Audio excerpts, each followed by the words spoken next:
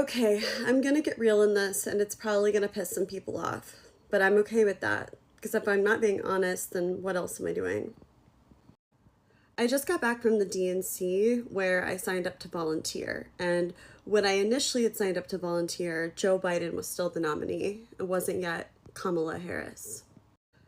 I've worked in progressive politics for a long time. I have worked for many different Democratic candidates, Senate candidates, House candidates, even some Democratic organizations. And as the years have gone by, I found myself getting more and more disillusioned with the Democratic Party, although until now I've never said that out loud or anywhere public. And I just want to say that by saying this, I'm not necessarily saying that the other party is better. I'm just giving you my experience with working with the Democrats.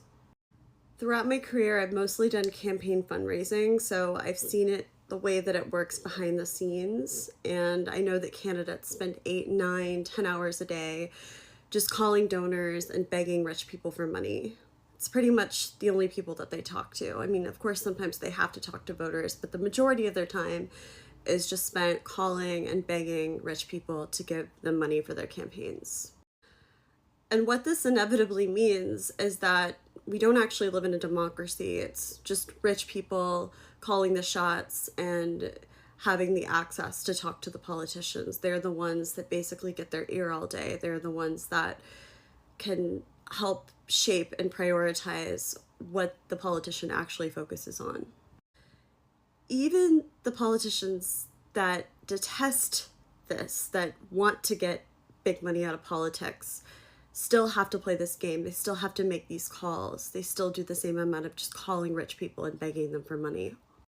And what unfortunately happens once they get into office, if they get into office, is that they soon realize that the money machine is so great and the seduction of power is so immense that they no longer adhere to these values. When I first got into politics, I thought that Democrats were the party of the people. And at the DNC this week, I felt like I was in a building with the most elite and out-of-touch people in the entire world. It very much felt like, let's just have a huge party and forget all of our problems because the vibes are brat.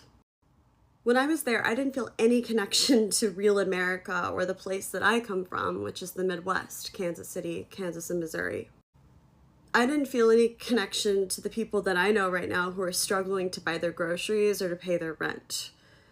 The people who want to know what both candidates are going to do to materially affect change in their lives. And when I was there listening to the speeches, I felt myself feeling mad because I didn't hear anything about the economy. Definitely not in Kamala's speech, and not very much in the others as well. Instead, I heard generic platitudes, things like joy and respect and integrity, and what does that even mean? Let's make the military the most lethal in the world?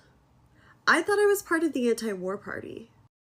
I thought I was part of the party that fought for the underdog, that championed working people.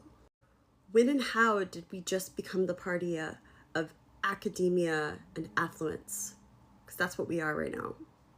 How can we ever say that we're going to fight corporate power or give a voice back to those communities that have been left behind when above the delegates on the floor in levels and levels and rings of suites with donors and corporations that we're literally looking down on the people below from above? That's what Chris Cuomo said, and he's absolutely right.